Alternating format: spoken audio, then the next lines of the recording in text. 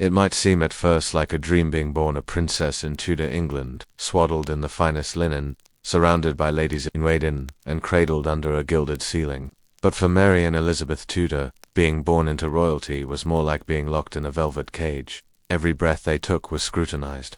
Every word they spoke might ripple into a court scandal or a political maneuver. Mary, born in 1516 to King Henry VIII and Catherine of Aragon, was immediately the hope of the Tudor dynasty. Her birth was greeted with mixed emotions: joy that the Queen had delivered, sorrow that the child wasn't male. From the beginning, Mary lived under a cloud of conditional affection. She was loved, yes, but as a disappointment in a dynasty desperate for a male heir. Her earliest years were full of tutors, endless etiquette training, and constant political calculations. She had her own household by the age of 2, but her life was hardly her own. Elizabeth, born in 1533 to Anne Boleyn, had an even more complicated start. From the moment she drew breath, her very existence was a gamble. Her mother's rise had shaken the entire kingdom, and when Anne was executed only 2 years later, Elizabeth was declared illegitimate. One day she was a princess, the next she was not. Her royal status, her future, even her right to exist in court were all subject to her father's volatile will.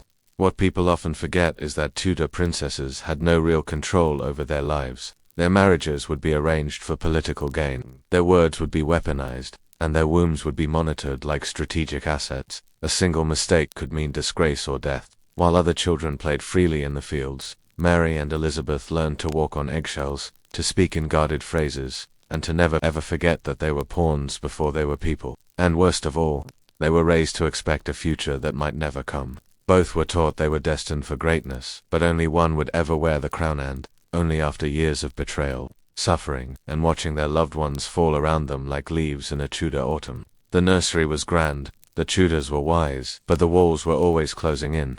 For young Mary Tudor, her early childhood was tightly woven with the presence and dignity of her mother, Catherine of Aragon. Catherine was more than just a queen. She was a deeply devout woman of royal Spanish blood, a former princess of Castile and Aragon. To Mary, her mother was a symbol of stability, strength, and unshakable virtue. But as Mary entered her adolescence, that sense of safety began to rot from within. King Henry VIII's obsession with producing a male heir grew darker with each passing year. After nearly 2 decades of marriage to Catherine, he blamed her for failing to give him a son. Enter Anne Boleyn, charismatic and ambitious courtier whose flirtation with the king turned into a full-blown scandal. Mary watched as her mother was pushed aside, stripped of her crown, and eventually banished from court. Mary's position changed overnight. No longer the beloved princess, she was now labeled Lady Mary, a humiliating demotion designed to reflect her father's annulment of the marriage. Even her household was dismantled. Her Spanish maids were dismissed. Her clothing and jewels were taken. She wasn't even allowed to write to her mother. For years, Mary was forced to publicly deny her mother's queenship and accept Anne Boleyn as queen, but she refused. Her loyalty to Catherine remained absolute, even as it cost her everything. Servants spied on her, friends distanced themselves, and her health began to fail from stress and isolation. Imagine being a teenage girl, locked away, watched by those who used to bow before you, forbidden to speak with the one person who ever made you feel safe, all because your father decided to rewrite history for love or lust. To make matters worse, Anne gave birth to Elizabeth in 1533. Mary now had a half-sister, another royal child, but this one with a mother still in the king's favor. The jealousy, bitterness, and despair Mary felt were not merely emotional, they were political. In the Tudor court, love and legitimacy were often mortal enemies, while the world outside debated papal authority, royal supremacy, and the legitimacy of kings. Mary sat alone in her chambers, her title gone, her future erased. The quiet loneliness of a discarded daughter echoed through every stone of the palaces she once called home. She was no longer the heir to England. She was just a problem to be solved or a threat to be eliminated. If Mary's early years were a fall from grace, Elizabeth's childhood was a climb through uncertainty. Born in 1533 at Greenwich Palace, Elizabeth arrived into the world with high expectations, but not as the hoped-for male heir her father, Henry VIII, so desperately craved. Instead, she was a girl, a red-haired, wriggling disappointment. Almost immediately, Elizabeth's status was a question mark. Her mother, Anne Boleyn, was intelligent and determined, but she was also deeply polarizing. Her quick temper, sharp wit, and Protestant leanings made her enemies at court. By the time Elizabeth was just 2 years old, her mother had been accused of adultery and executed by her father's command. And just like that, the toddler princess was declared illegitimate. Her royal cradle became a cradle of suspicion and silence.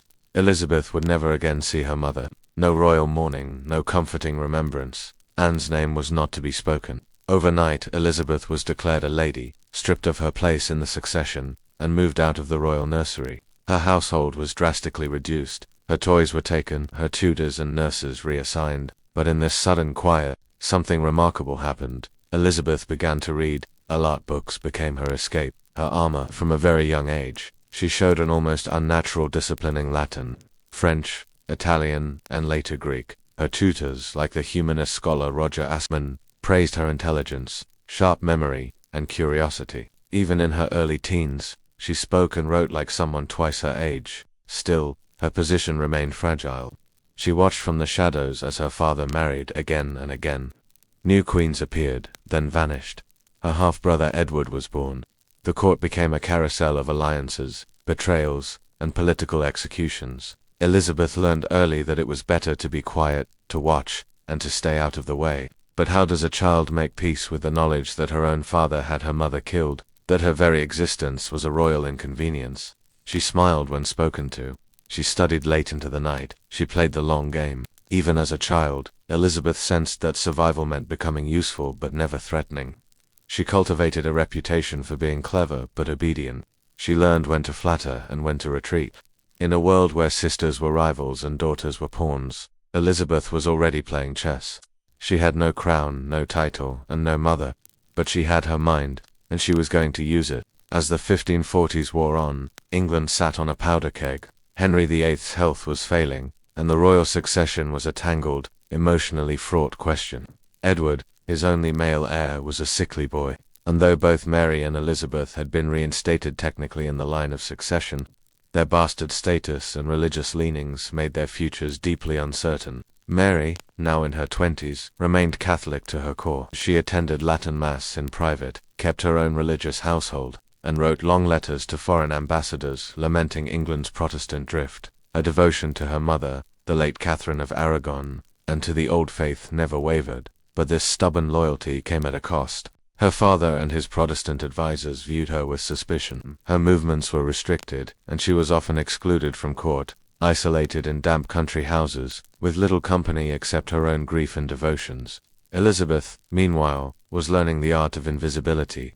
She played the dutiful daughter, Protestant in name but cautious in all things. She watched as her father's sixth and final wife, Catherine Parr, took her under her wing and introduced her to more radical ideas. Religious reform, classical scholarship, the notion of a female mind as something valuable. Elizabeth absorbed it all quietly, like ink soaking into parchment. After Henry's death in 1547, the boy king Edward VI took the throne at just 9 years old. This ushered in a fiercely Protestant regime. For Mary, it was a nightmare. She was ordered to abandon the Catholic Mass. She refused. Her estates were reduced, her servants interrogated. Still, she clung to her faith with a mixture of pride and desperation. It was all she had left. Elizabeth, meanwhile, became a curious figure in Edward's court. She wasn't favored, exactly, but neither was she rejected. Her intellect and restraint made her non-threatening for now. She kept close to Catherine Parr and remained out of politics. But a scandal soon changed everything. At age 14, Elizabeth moved in with Catherine Parr and her new husband, Thomas Seymour, a charismatic but dangerous man. Seymour took a strange interest in Elizabeth. He tickled her, entered her chambers too freely. Witnesses recalled odd moments that, even in the permissive Tudor court, raised eyebrows. When Catherine died in childbirth, rumors swirled. Was Elizabeth complicit? Had Seymour hoped to marry her and claim the throne? The scandal rocked the court. Elizabeth was questioned for days. She denied everything, calmly and precisely, never showing fear. For a teenager, her composure was eerie. It was her first brush with political survival and she passed the test, barely. Mary, meanwhile, watched from afar, growing more and more alone. She was still unmarried, still Catholic, and still childless. 3 strikes against her in Tudor England. Though both sisters were technically royal, their fortunes could not have been more different. Elizabeth's intellect was winning her cautious allies. Mary's piety was making her dangerous. 2 women, 2 faiths, 2 futures tied to a single crown, and only one could wear it. In the summer of 1553, the long-anticipated crack in the Tudor dynasty finally gave way. King Edward VI, barely 15 years old and sickly from birth, lay dying. He had been a devout Protestant, tutored in Calvinist theology, and determined to ensure that England would not return to Catholicism, not even for his half-sister Mary, the rightful heir under Henry VIII's will. As Edward's condition deteriorated, his advisers, especially the ambitious John Dudley, Duke of Northumberland, began to panic. They concocted a desperate scheme, bypassed Mary and Elizabeth entirely and placed Lady Jane Grey, Edward's Protestant cousin, on the throne. Jane, a teenager herself and deeply reluctant, was married to Northumberland's son. She had royal blood, was staunchly Protestant, and most importantly controllable. When Edward finally died in July 1553, the plan was sprung. Jane was declared queen. Mary, who had been watching all of this unfold from her secluded estates, acted with stunning swiftness. She rode out with her household, raised supporters, and marched toward London with the full fire of Tudor blood behind her. Ordinary people, nobles, even soldiers, many rallied to her side. Mary had something Jane lacked: legitimacy and the symbolic weight of Henry VIII's bloodline. Elizabeth, ever cautious, stayed silent. After just 9 days, Jane's reign collapsed. Mary rode into London in triumph, the first true queen regnant in English history. The crowds roared. Bells rang out. For the first time in decades, England had a Catholic monarch, but the celebration masked a kingdom on edge. Mary, now in her late 30s, took the throne with enormous challenges ahead. She had no husband, no heir, and no time to waste. Her Catholic faith, so long suppressed, was now central to her mission. She quickly moved to reverse Edward's reforms, to re-establish papal supremacy, and to punish heretics. But even as she consolidated power, another shadow loomed. Her younger sister, Elizabeth. To Mary, Elizabeth was a living contradiction. The daughter of Anne Boleyn, a Protestant, politically savvy, and most dangerously immensely popular, Elizabeth played her part to perfection. She arrived at court when summoned, curtsied deeply, wore modest gowns, and professed outward obedience. But Mary didn't trust her, not for a moment. When Wyatt's rebellion broke out in 1554, an uprising of nobles opposed to Mary's plans to marry the Spanish Prince Philip of Habsburg, Elizabeth's name was whispered everywhere. She was never proven to be involved, but her proximity to the rebels was undeniable. Under intense pressure, Mary had her arrested and imprisoned in the Tower of London, the same tower where their mother Anne Boleyn had been executed. For weeks, Elizabeth sat in her cell as the sound of executions echoed through the walls. Her fate hung by a thread. Letters were burned, servants interrogated, Mary agonized. Ultimately, Elizabeth was released not out of mercy, but calculation. There was no concrete proof, and executing her would turn her into a martyr. Still, Mary never forgave her. From that point forward, Elizabeth lived under a silent threat. She was watched, monitored, kept at a distance but never entirely broken. Mary, now married to Philip and ruling with a heavy Catholic hand, grew increasingly unpopular. Her reign was marked by economic hardship, political unrest, and religious persecution. Hundreds of Protestants were burned at the stake, earning Mary the name Bloody Mary. Her health declined.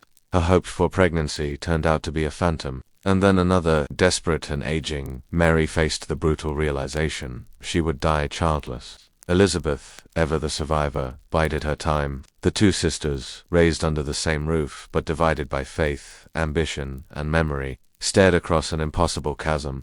One would die a queen without an heir. The other would rise from the ashes and redefine the very idea of monarchy.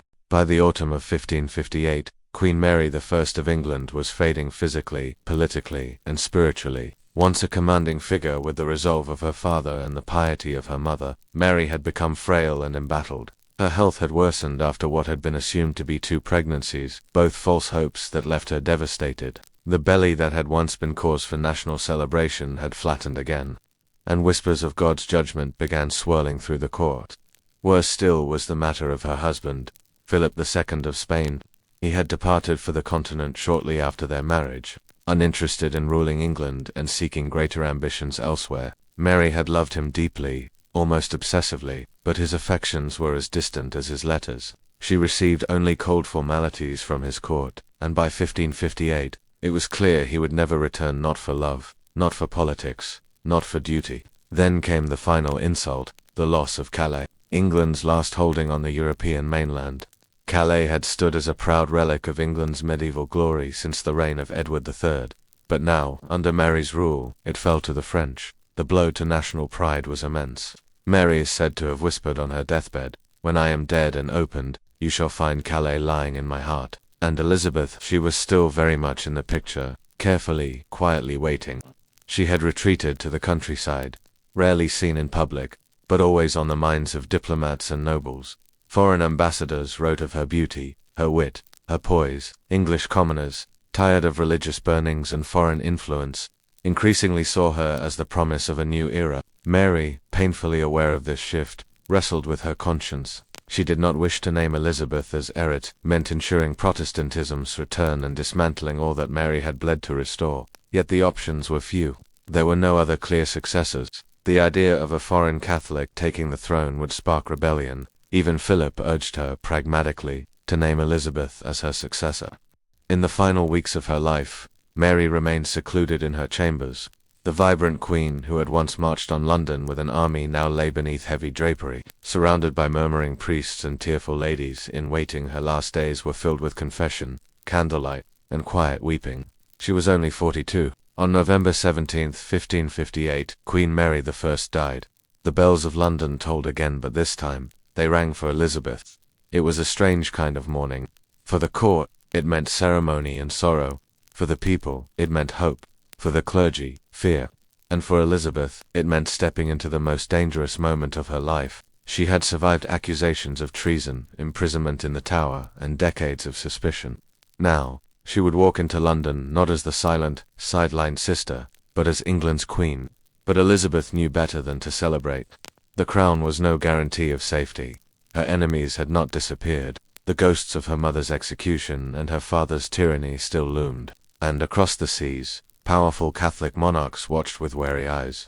She would need to outthink, outlast, and outmaneuver them all. And unlike Mary, she would do it without a husband, without a child, and without a safety net. The game had changed. The stakes were higher, and Elizabeth was finally on the board. On the chilly morning of November 17, 1558, Elizabeth Tudor, aged 25, received the news that her half-sister, Mary I, was dead. Her response was reportedly measured. According to tradition, she fell to her knees beneath an oak tree in the grounds of Hatfield House and murmured the words of Psalm 118. "This is the Lord's doing. It is marvelous in our eyes." But even in her reverence, Elizabeth must have felt the crushing realization. She was no longer just a princess. She was Queen of England. But what exactly did that mean for a woman like Elizabeth, born of scandal and long branded as illegitimate? She inherited a broken kingdom. England was bankrupt, divided by bitter religious factions, and humiliated abroad. There was no golden throne waiting, just political chaos, debt, and distrust. She wasn't just expected to govern, but to immediately stabilize a deeply fractured nation, and she would have to do it alone. Unlike Mary, Elizabeth had no husband by her side, and she wasn't eager to get one. From the start, she signaled a different kind of reign, while courtiers whispered about potential matches. Philip of Spain, French princes, English nobles. Elizabeth remained uncommitted. The mere idea of marriage had become a dangerous game. One wrong alliance, and she could alienate half her country. A foreign husband could provoke rebellion. An English husband could create a rival power. She had learned from Mary's mistakes. Her sister had tied her fate to Philip in Catholic Spain, and it cost her the love of her people. Elizabeth would be different. She would not share her crown. But this decision came at a cost. As a single woman in a world ruled by men, Elizabeth faced constant pressure to prove herself. She was told explicitly that without a husband, her reign would be weak, vulnerable, and illegitimate. Parliament hounded her to marry.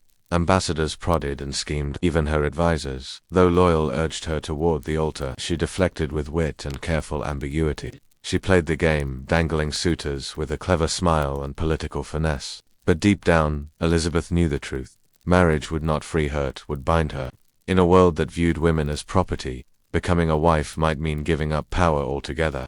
So she chose a different path. Elizabeth threw herself into the role of sovereign. She assembled a sharp, loyal council, including William Cecil, her trusted chief advisor, and began crafting her image. She wore regal gowns, adopted the royal we, and insisted on being addressed as monarch first. woman second, and she leaned into symbolism. Elizabeth wasn't just a queen, she was England itself. She portrayed herself as the Virgin Queen, married to her people. Paintings of her became deliberate propaganda, ethereal, composed, untouched by time or scandal. In them, she was ageless, all-powerful, untouchable. But beneath that powerful image was still a woman who had endured the trauma of her mother's execution, the fear of political imprisonment, the sting of illegitimacy, and the bitter rivalry with her sister. She wore her crown with grace, but also with scars. Elizabeth's reign had just begun, and she was already walking a tightrope balancing between strength and femininity, independence and expectation, devotion and danger. Her life had been a lesson in survival. Now, it would become a lesson in rule. Though Mary was dead, her ghost lingered in every corner of Elizabeth's court, not in the spectral sense, but in the deeply embedded wounds she'd left behind, especially the religious ones. Mary's reign had scorched England with the flames of religious persecution. Her efforts to return the country to Catholicism had been ruthless, burning hundreds of Protestants at the stake and earning her the grim nickname, Bloody Mary. Now Elizabeth inherited not just a crown, but a kingdom seething with fear, bitterness, and spiritual confusion. She had to clean up her sister's mess without inciting another rebellion or another war. But here's where it got especially difficult. Elizabeth wasn't a fanatical Protestant like some of her advisors, nor was she a secret Catholic like many suspected. She was pragmatic, cautious, and above all, politically astute. Religion, for Elizabeth, was a chessboard, not a crusade. She reinstated the Church of England and styled herself as its supreme governor, not head, a careful term to appease those uneasy about a woman holding religious authority. She allowed some Catholic traditions to linger while making Protestantism the official faith. It was a tightrope act, to Protestant for some, not Protestant enough for others. Yet this balancing act didn't win her peace. In fact, it made her enemies on both sides. Catholics, at home and abroad, viewed her as a heretic and a usurper. Many believed Mary, Queen of Scots, Elizabeth's cousin, was the true and rightful heir, a Catholic with a legitimate claim. To them, Elizabeth was still the bastard daughter of Anne Boleyn, sitting illegally on England's throne. And Protestant hardliners didn't trust her either. They wanted a purer church, a total purge of Catholic symbols, and harsher punishment for those who didn't conform. Elizabeth refused. She knew that forcing extremes would only lead to unrest. It wasn't just policy, it was personal. Elizabeth knew what religious fanaticism could do. She had lived it. She had watched it tear apart her family, imprison her friends, and nearly claim her life. So she chose tolerance, at least in the Elizabethan sense of the word, strict conformity in public, leniency in private. But Mary's shadow still loomed. Every decision Elizabeth made, every sermon, every bishop she appointed, every prayer she approved was scrutinized through the lens of what Mary had done before her. Was she soft? Was she strong? Was she truly Protestant, or just pretending? Was she Anne Boleyn's daughter, or Henry's mistake? Even as Elizabeth built her legacy, she could not escape the blood-stained echo of her sister's reign. The Marian burnings were still fresh in people's memories. The country had not forgotten the smoke that rose from Smithfield Market, where the cries of the dying once rang out under Mary's orders. So Elizabeth ruled with Quran fear. She established a network of spies to root out threats. She tightened control over printed books and sermons. She rewarded loyalty but punished dissent harshly. Behind her polished image of the serene, powerful Virgin Queen was a ruler constantly on edge, watching, waiting, calculating, and through it all she remained unmarried.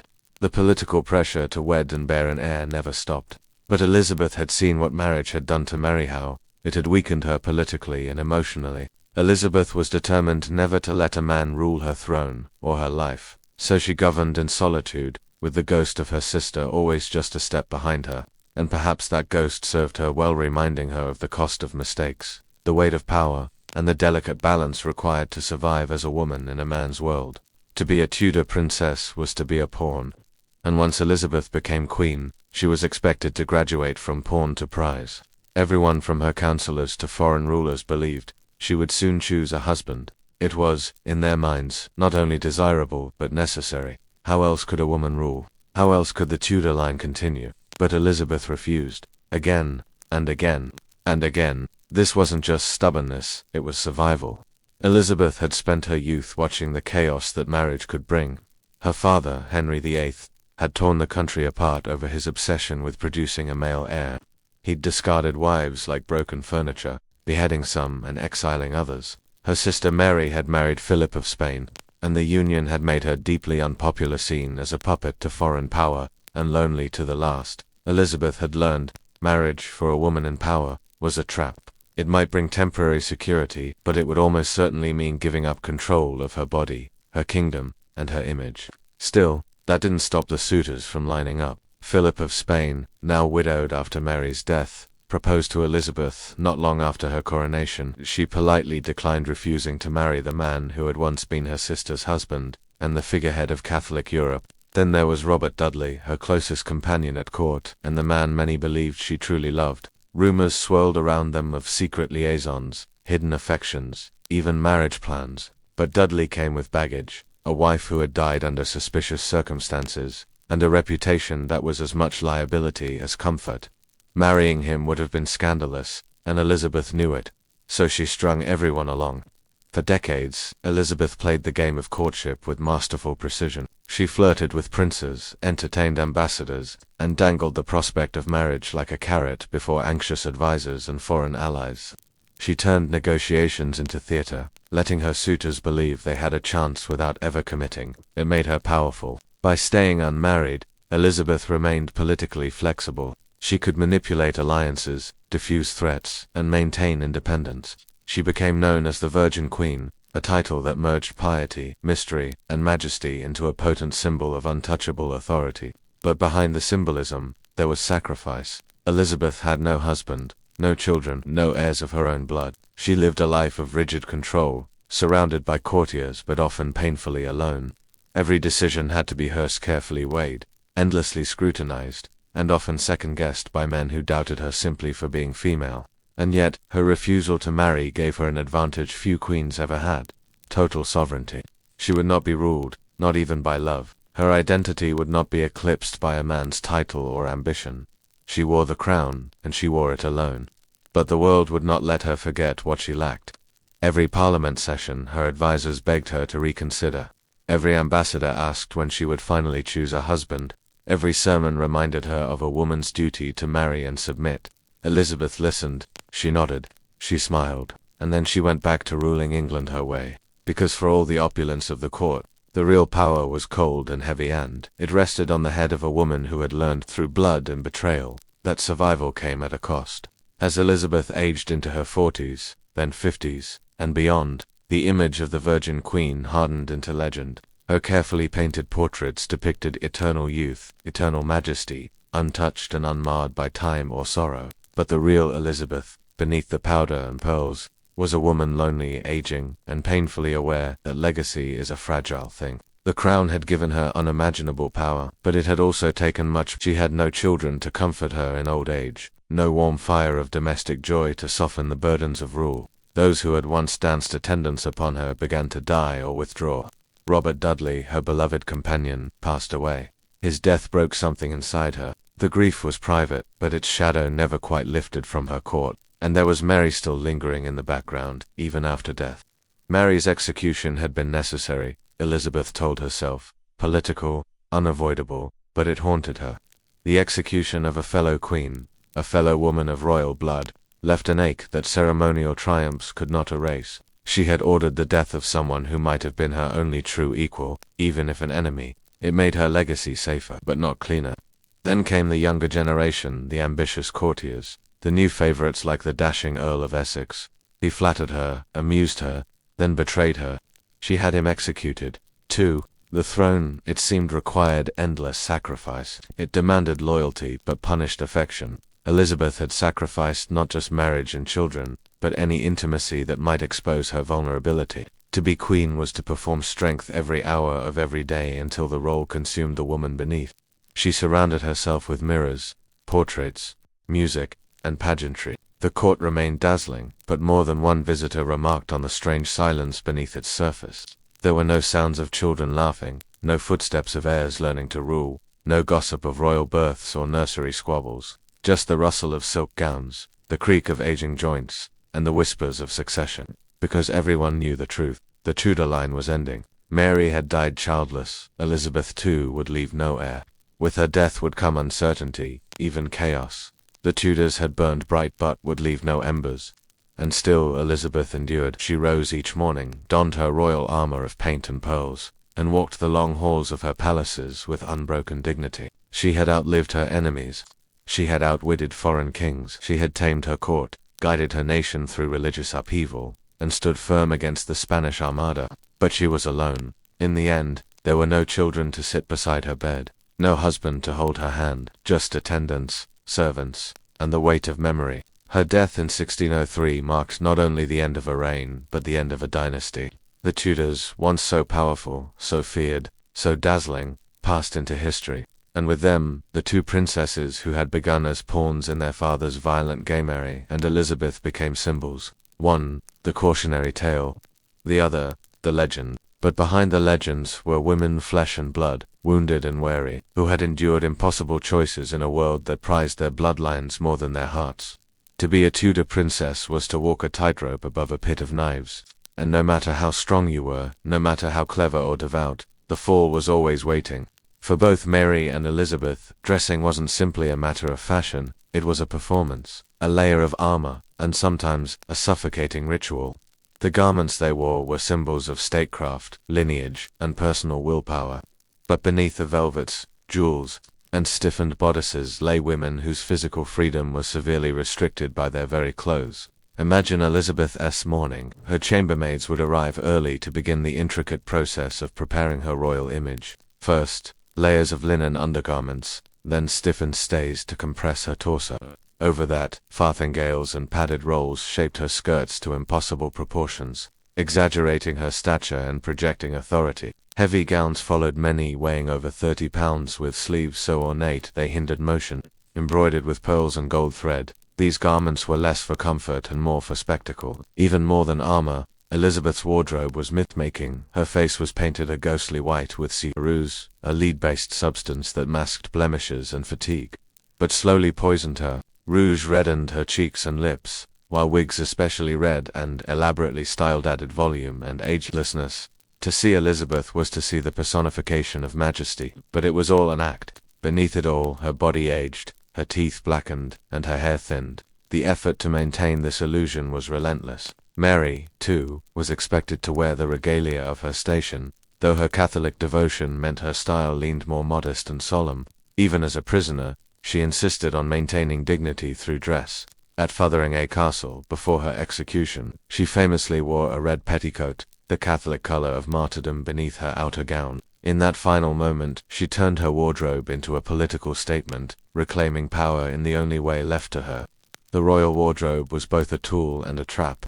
For these women, clothing helped assert control, command respect, and obscure vulnerability. But it also reinforced how little of their lives was truly their own. Every pearl and brooch reminded them that their bodies were not personal, they were political. Even at rest, they were never free from the weight of expectation. Not just metaphorically, but literally, each stitch of royal attire bore the strain of power, performance, and the impossibility of simply being a woman in a world ruled by men.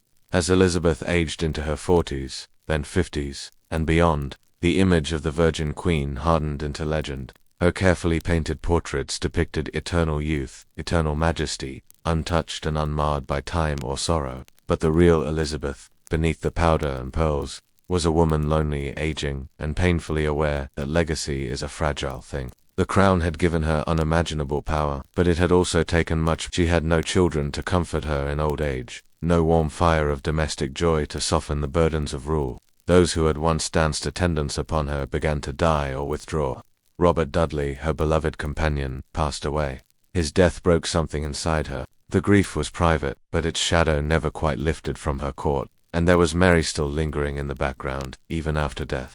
Mary's execution had been necessary, Elizabeth told herself, political, unavoidable, but it haunted her. The execution of a fellow queen, a fellow woman of royal blood, left an ache that ceremonial triumphs could not erase. She had ordered the death of someone who might have been her only true equal, even if an enemy. It made her legacy safer, but not cleaner. Then came the younger generation, the ambitious courtiers, the new favorites like the dashing Earl of Essex. He flattered her, amused her, then betrayed her. She had him executed, too, The throne, it seemed, required endless sacrifice. It demanded loyalty, but punished affection. Elizabeth had sacrificed not just marriage and children, but any intimacy that might expose her vulnerability. To be queen was to perform strength every hour of every day until the role consumed the woman beneath. She surrounded herself with mirrors, portraits, music, and pageantry. The court remained dazzling, but more than one visitor remarked on the strange silence beneath its surface.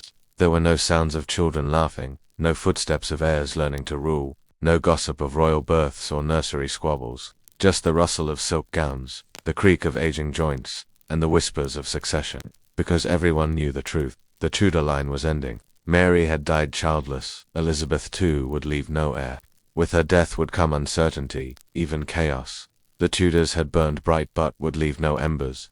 And still Elizabeth endured. She rose each morning, donned her royal armor of paint and pearls, and walked the long halls of her palaces with unbroken dignity. She had outlived her enemies. She had outwitted foreign kings. She had tamed her court, guided her nation through religious upheaval, and stood firm against the Spanish Armada. But she was alone. In the end, there were no children to sit beside her bed, no husband to hold her hand, just attendants, servants, and the weight of memory. Her death in 1603 marked not only the end of a reign, but the end of a dynasty. The Tudors, once so powerful, so feared, so dazzling, passed into history. And with them, the two princesses who had begun as pawns in their father's violent gamery, and Elizabeth became symbols. One, the cautionary tale; the other, the legend. But behind the legends were women, flesh and blood, wounded and weary, who had endured impossible choices in a world that prized their bloodlines more than their hearts. To be a Tudor princess was to walk a tightrope above a pit of knives, and no matter how strong you were, no matter how clever or devout, the fall was always waiting. To modern eyes, being born a princess might seem a gilded fate, access to luxury, fine gowns, palatial rooms, and power. But for Mary and Elizabeth, womanhood itself was weaponized against them. In a male-dominated world obsessed with succession, control, and appearances, their identities as women were endlessly scrutinized, exploited, and used to manipulate them. Every emotion, decision, and relationship was interpreted through the lens of gender, rarely to their benefit. Mary, Queen of Scots, was admired for her beauty from a young age. Her height, pale skin, and auburn hair became symbols of regal femininity. But this idealized image came at a cost. She was expected to marry well, produce heirs, and behave as a paragon of virtue, while navigating blood-soaked politics. Her marriages, first to the charming but sickly Francis II of France, then to the unstable Lord Darnley, and finally the scandalous Earl of Bothwell Leach, brought a fresh wave of public criticism. When Darnley was murdered under suspicious circumstances, and Mary hastily married the man suspected of the crime, she was not treated as a ruler making strategic decisions, but as a wayward woman undone by passion. Elizabeth, by contrast, chose a different path. Perhaps seeing the dangers that romantic entanglements posed to Mary, Elizabeth cultivated the image of the Virgin Queen. She refused to marry not out of disinterest, but because she understood the political cost. Any husband would likely try to rule through her or over her. Remaining single preserved her autonomy, but it also drew endless criticism. She was called vain, cold, even unnatural. Foreign ambassadors mocked her aging face and unmarried state. Her femininity was constantly questioned, yet it remained the very foundation of her royal image. Both women were caught in an impossible bind. If they showed emotion, they were irrational. If they were strategic, they were cold. If they loved, they were weak.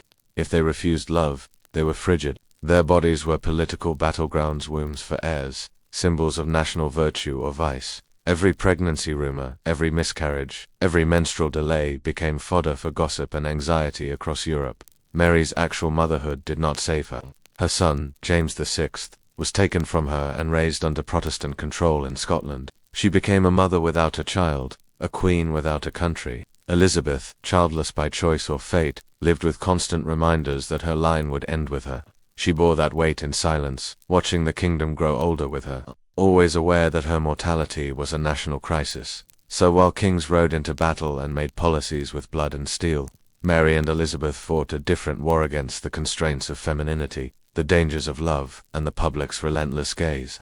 To be a woman with a crown in Tudor England was not to rule freely. It was to be endlessly judged, controlled, and shaped by the expectations of others. And it was to survive, if you could, within the sharp edges of those expectations.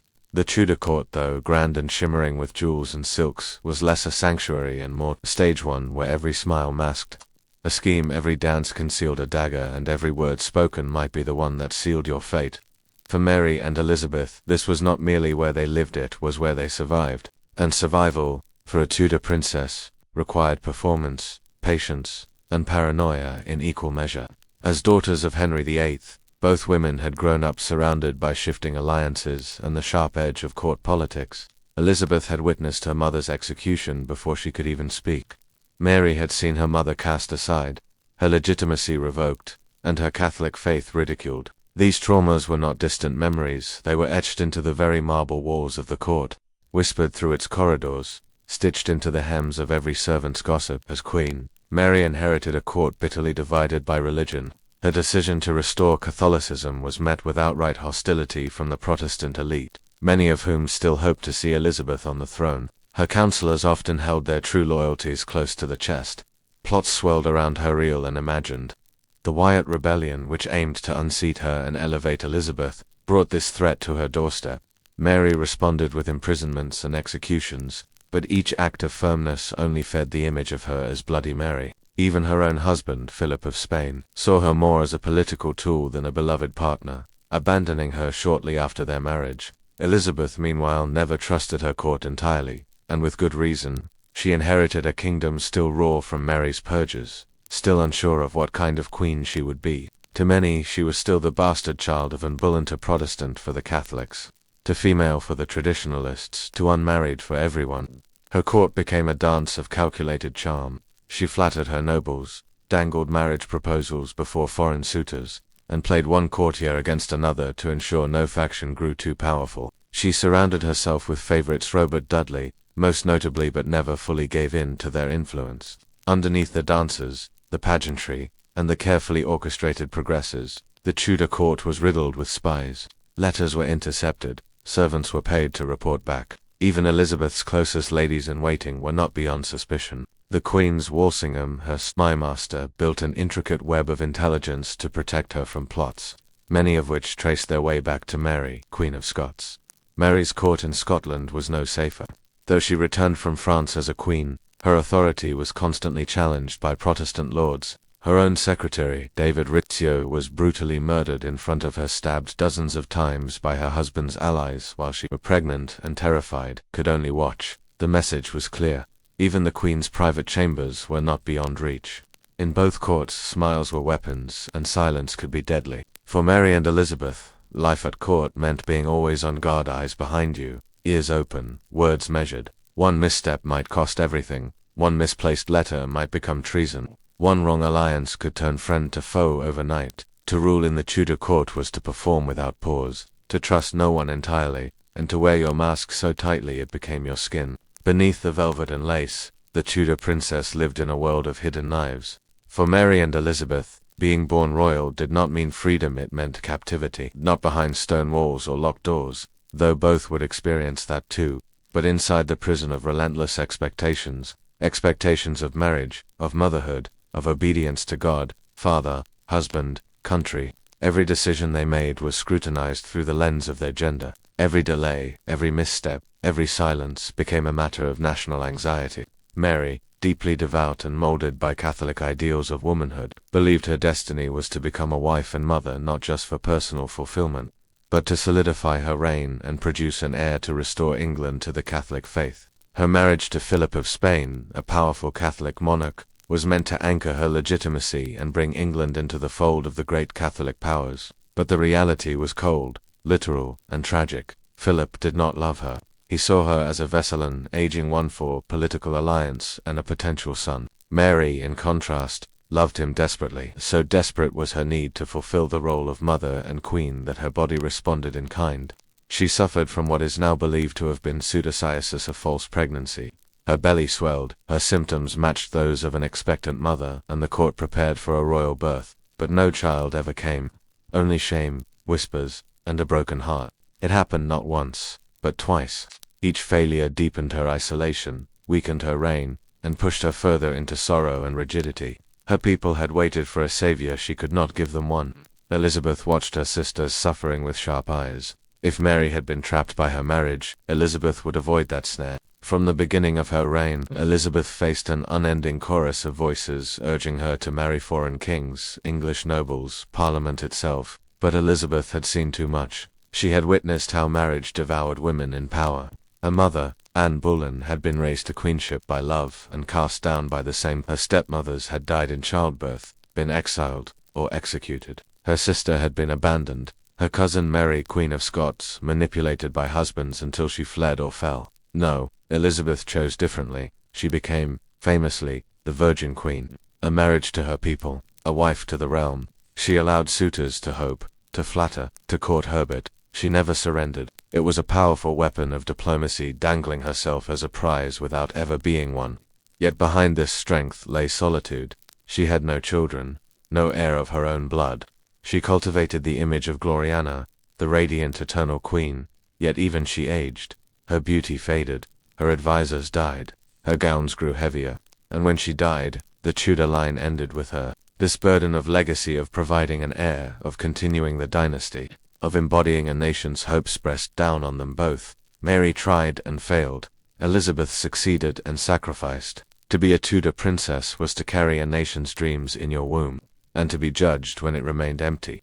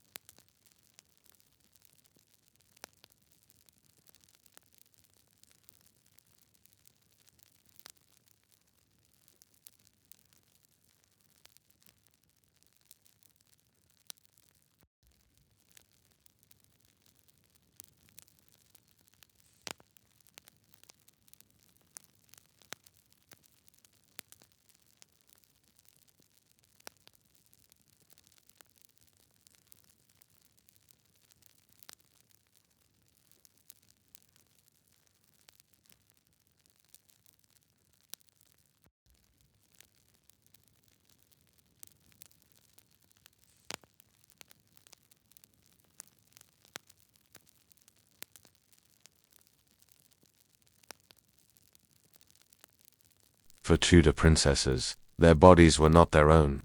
From the moment Mary and Elizabeth could walk and talk, their wombs were quietly politicized, seen as vessels for alliances, heirs, and peace treaties. Whether they bore children or not, whether they married or remained alone, their reproductive choices or failures would define their reigns, their reputations, and their legacies. Mary, known to history as Bloody Mary, ruled for only 5 years, but during that short time, the pressure to conceive an heir nearly consumed her. Her marriage to Philip of Spain was meant to secure not only a Catholic future for England, but also a legitimate child who could carry on the Catholic faith. The nation waited with breath held, and then Mary announced she was pregnant. Her belly swelled, her moods changed. The court made preparations for the birth.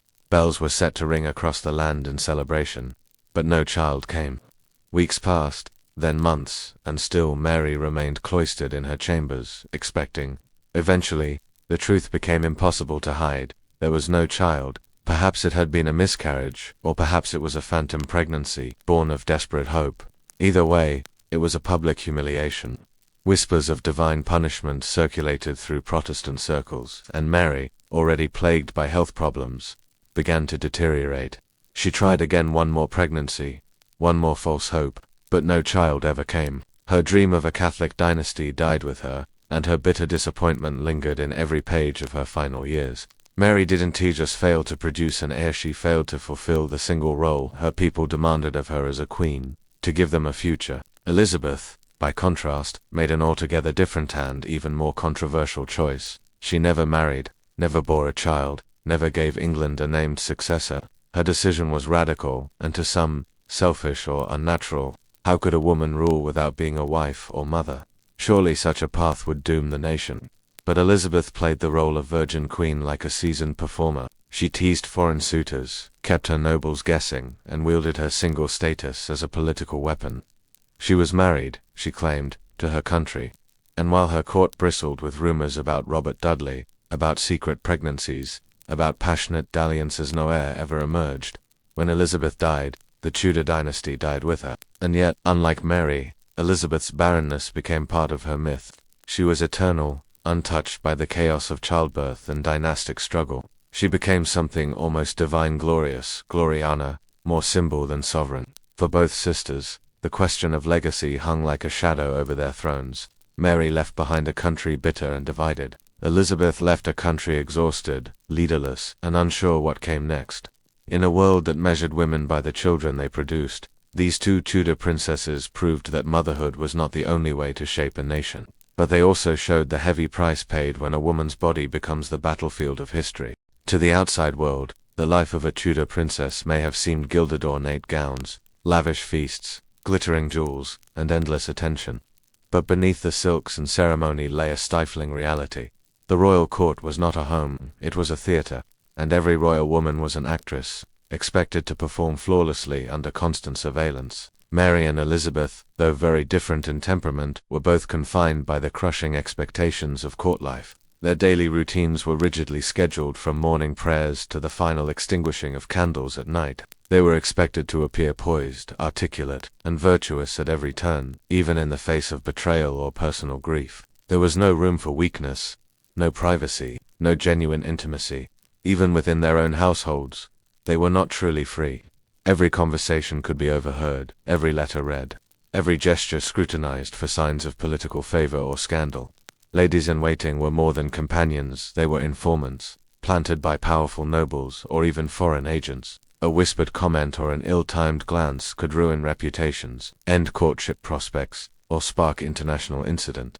For Mary, the court often felt like a battlefield. As her father Henry VIII shifted his religious allegiances, Mary's position grew increasingly precarious. Her Catholicism made her a target, and her refusal to denounce her mother Catherine of Aragon alienated her from her father's favor. She was moved from residence to residence, separated from her household, and placed under surveillance. Her very faith became a threat. Elizabeth learned from her sister's hardships and turned survival into an art. She mastered the court's language, speaking with calculated ambiguity, smiling with restraint, and trusting no one fully. After the execution of her mother, Anne Boleyn, Elizabeth knew how dangerous favor could be.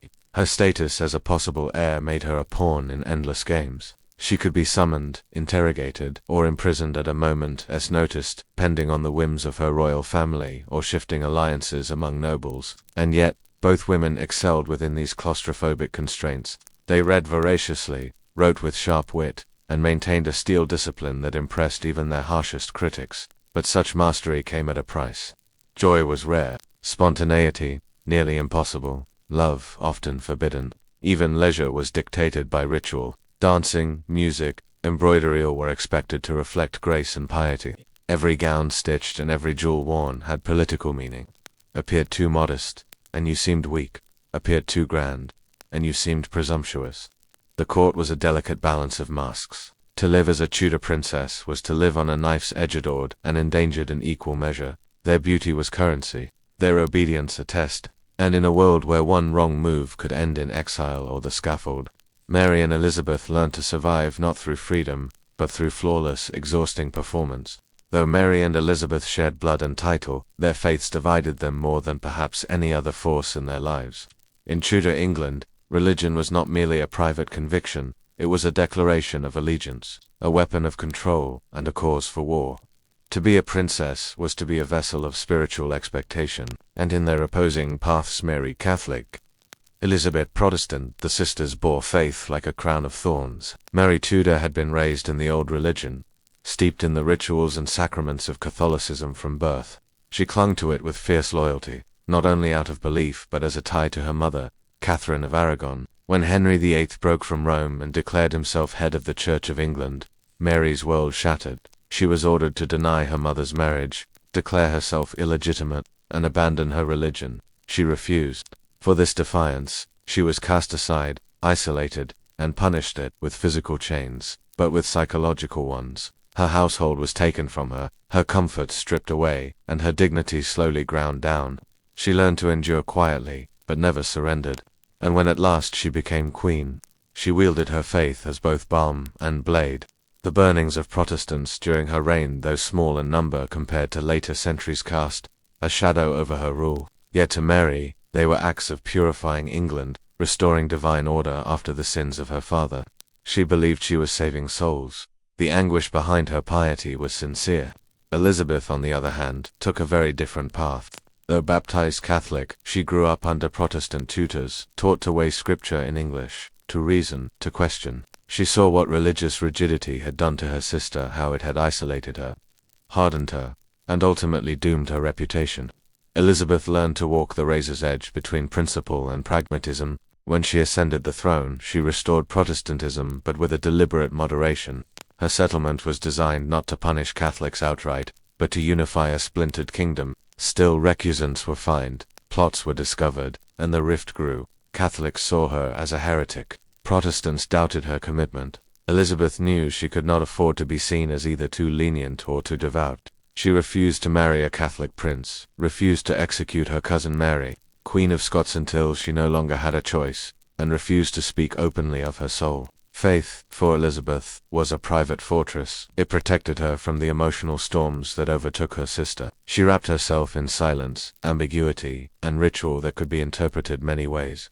Her reign was less bloody, but no less burdened by the strain of religious conflict. The tragedy is that both sisters were shaped by the same false religion, and it forced them into opposite corners. Mary, clinging to the old faith with tragic determination, saw Elizabeth as a symbol of chaos and betrayal. Elizabeth, ever calculating, saw Mary's fervor as a warning of what happens when belief burns too hot. Between them stood the battered souls of a kingdom unsure of its spiritual identity, its loyalties divided, its people punished for praying the wrong way. In the Tudor world, a princess could not just be devout, she had to embody the state's theology. There was no safe middle ground. Faith was politics. Faith was survival. Faith was a battlefield. As the sun slowly set on the Tudor dynasty, the legacies of Mary and Elizabeth became immortal not just in the history books, but etched deep into the soul of the nation they once ruled. The story of the Tudor princesses didn't end with crowns or tombs. It endured through symbols, stereotypes, and the uneasy echoes they left behind. And though they walked parallel paths shaped by the same father and the same crown, their final impressions on England were starkly different, one cloaked in sorrow, the other in splendor. Yet both, in truth, bore far more burdens than glories. Mary Tudor, the first woman to rule England in her own right, should have been remembered as a trailblazer. Her ascent was hard-won, supported by the common people who rallied to her claim against Lady Jane Grey. She defied the odds, outmaneuvered scheming courtiers, and showed incredible personal resilience in reclaiming her birthright. But history rarely rewards nuance. Mary's deep faith in the Marian persecutions would earn her the title Bloody Mary in later Protestant retellings, obscuring her humanity behind flames and fear. Her deep insecurities, ill-fated marriage to Philip of Spain, and tragic phantom pregnancies made her seem more ghost than queen. Her legacy became a cautionary tale when it should have been a complicated, conflicted portrait of a woman who tried to rule with heart but lost to history as cruel simplifications. Elizabeth, by contrast, became the Virgin Queen, Gloriana, the majestic monarch who saw off the Spanish Armada and presided over England's golden age. Her image was carefully crafted pearls for purity, serpents for wisdom, her face painted white to conceal the aging beneath. But beneath the layers of powder and propaganda was a woman shaped by fear. She had witnessed too much the execution of her mother, the wrath of her sister, the ever-present threat of rebellion. Her reign was long and masterfully handled, but not without darkness. She used the cult of virginity to her advantage, not because she didn't desire love, but because marriage meant submission, and Elizabeth would submit to no one. By the end of her life, she was surrounded by shadows, old courtiers dead, younger ones impatient, the throne once more uncertain. She died childless, alone on a pile of cushions, reluctant to leave the world she had worked so hard to master. And yet she left behind an England more stable, more confident, and more admired than when she took the crown. Together, the stories of Mary and Elizabeth are not a simple tale of villain and hero, of failure and triumph. They are a shared tragedy to women forced to become symbols in a world that offered them little choice but to harden or break. They were never just sisters. They were rivals, reflections, and reluctant rulers, shaped by the same tyrant father and the same unforgiving throne. And that's why being a Tudor princess, regardless of which sister you were, was never a fairy tale. It was a burden masked in velvet, a performance played under threat of death, a destiny written in ink, blood, and prayer. It was a life of isolation, expectation, and constant danger. And for all the pageantry and power, it was profoundly lonely. So if you think the life of a Tudor princess was enviable, think again. You wouldn't have lasted a week in their shoes, let alone 24 hours.